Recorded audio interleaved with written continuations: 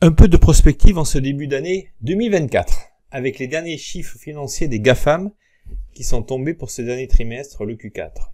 Alors celui de Google laisse encore rêver avec une progression de 11%, mais on observe néanmoins une diminution de son chiffre d'affaires issu de la publicité depuis quelques années. Mais en fait, c'est quand même toujours plus, puisque on voit que quand même plus de 11% de progression, même si ça représente une diminution par le chiffre d'affaires global d'Alphabet, ça reste néanmoins une performance. Alors, est-ce que Google souhaite mettre fin à Google Ads pour être un peu accrocheur, ou est-ce purement une fiction ou simplement, je dirais, une baisse,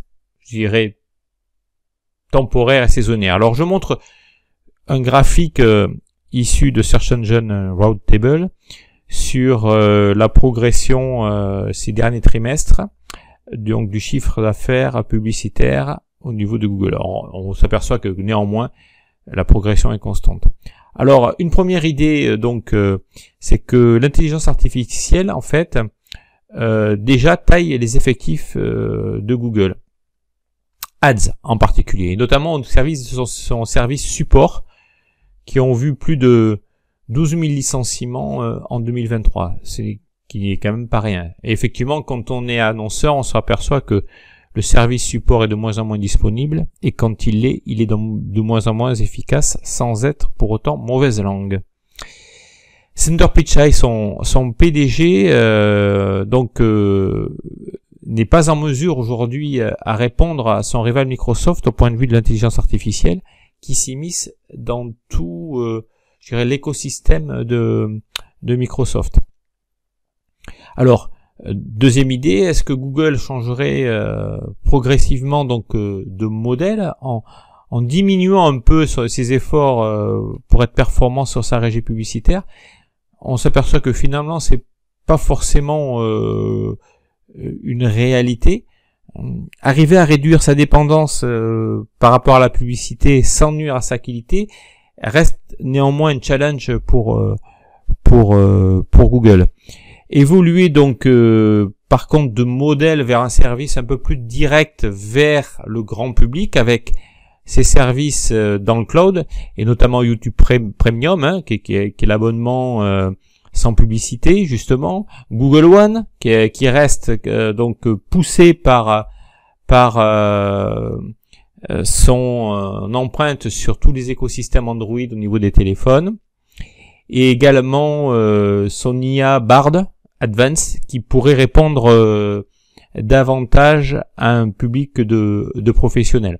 Bon, donc dans l'article, je montre un graphique circulaire où on voit les différentes parts de marché des différents services de Google fournis par 4Weeks BI Analysis, à voir sur le blog.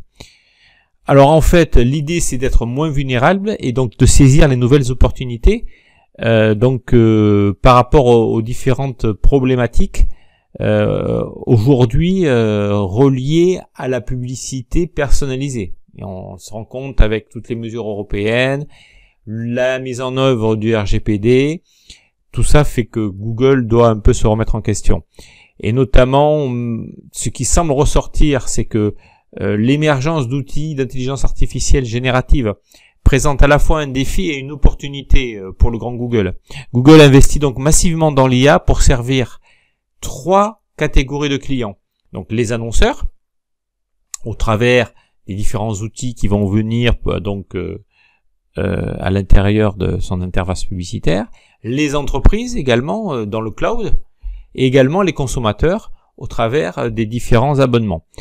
On se rend compte que Google est loin d'être leader, je le montre dans un graphique, au niveau de ce sujet de service cloud, puisque Amazon reste le leader, Microsoft est en 2e position et Google en 3e position, mais néanmoins en constante évolution.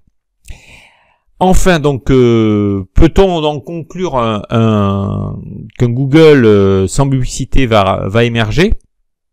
Bon, c'est pas forcément le cas aujourd'hui. On se rend compte que Google investit énormément et est poussé un peu par la concurrence de ChatGPT, des solutions comme Claude et comme Perplexity. Mais néanmoins, Google se trouve dans une position quand même néanmoins très très enviable. Il est encore jugé parti puisque il dépense quand même de l'argent dans ses infrastructures de data center, dans ses serveurs, mais également vend ses services de cloud pour son activité donc orientée vers les entreprises qui fabriquent elles aussi des logiciels d'IA à base des modèles que Google met à disposition sur son cloud. Donc cette transition vers des activités fructueuses constituera un défi stratégique pour Google aujourd'hui. En fait, cependant, on peut prendre un peu de recul puisqu'en toute proportion gardée, n'oublions pas qu'Alphabet reste tout de même la première régie mondiale de publicité à ce jour.